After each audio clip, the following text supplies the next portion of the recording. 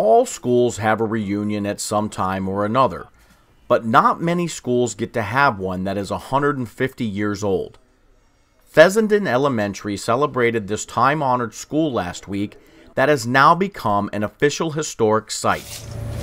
And the plaque reads, "This property has been placed on the National Register of Historic Places by the United States Department of Interior.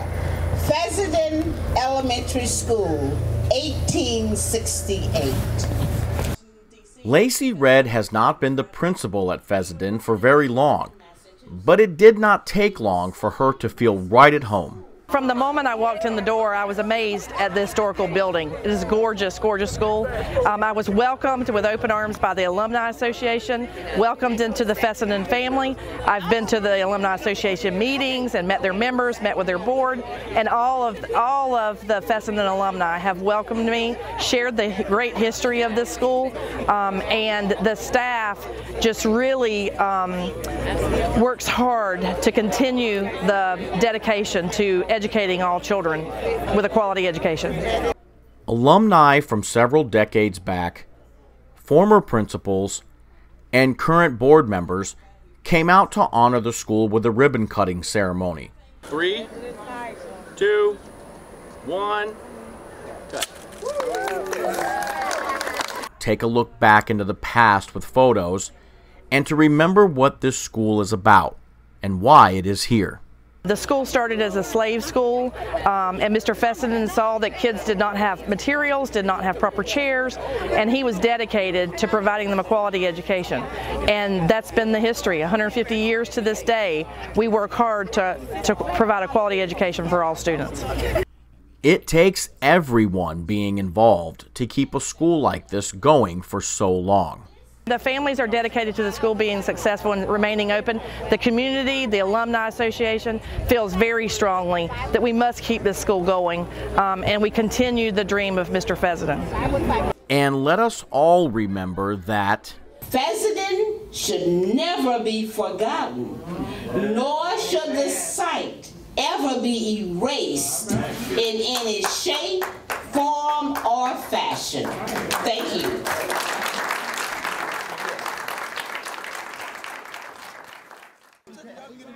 It isn't uncommon to see football players at a single school wearing the same uniform on Friday, but a couple of weeks ago, football players throughout the district wore the same uniform in their respective school colors, thanks to the Feed the Need organization. I'm a firm believer as the football team goes, the school kind of usually goes, and if I could get all those football kids, that a lot of people perceive as big and strong kids to believe in themselves and to believe in something and to believe that they can change the culture of the school.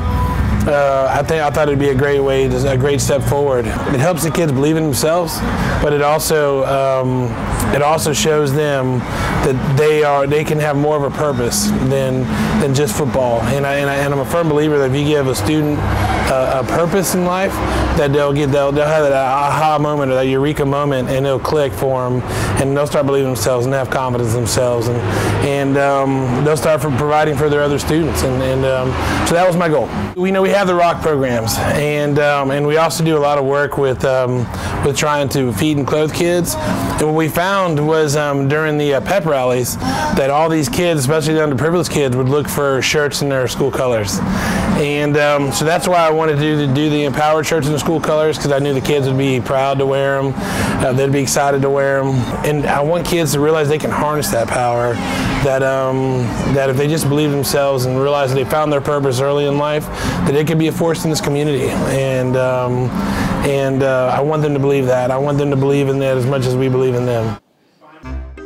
Don't forget, this Thursday, October 25th, is our second annual Safe Halloween scene here at the district office at MTI on Fort King Street.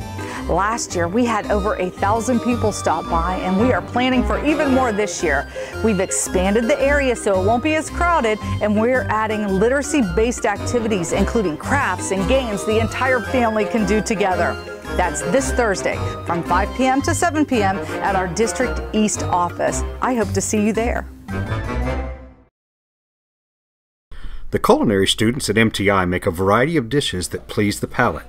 But today the breakfast is fit for kings, none other than crepe Suzette, complete with orange liqueur. So today we were making crepes. So it's like a really thin pancake with a sauce that we had to flambe to make. Just basically pour alcohol in the pan and light it on fire, which is fun. We do a little cinnamon sugar and make it sing and dance. You see the sparkles there, guys? Okay, I'm not jumping, I'm not fidgety, my head is not down at the flame, right? If any of the students that may have lacked confidence in some of the finer aspects of making crepes were soon mastering some of the most difficult tricks, like flipping the crepe, well, maybe a bit more practice is needed. Before we even step foot in the kitchen as cooking in our uniforms, we have to pass a safety test, which you have to get 100% on it, and it's basically saying you will be safe in the kitchen. You know what to do. We do go over a lot of cooking techniques from baking to flambeing, and one of our certifications, Serve Safe, it is focused directly on cleaning and sanitizing and keeping food safe.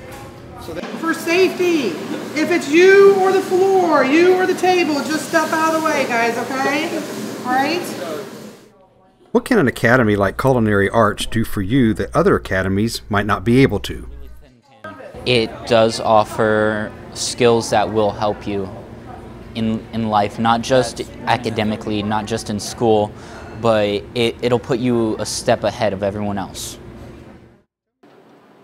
This weekend is the 52nd annual Ocala Arts Festival downtown, but there's also a hotel under construction downtown, so students have been tasked with camouflaging the construction site. The way that FAFO organizers have all the tents laid out, some of those artist tents are going to be near where the construction is and where thousands and thousands of people will walk by. So as a way to sort of make the construction area a little bit nicer looking, a little bit more artistic to fit the feeling of the festival. So yes, they've asked us. So they were able to find us a sponsor. Cannon Law Firm is sponsored the project, and they were helped buy all the supplies and all of that for us. Chicken wire is what we're using, and then I found online the tape that we're using is called landscape tape.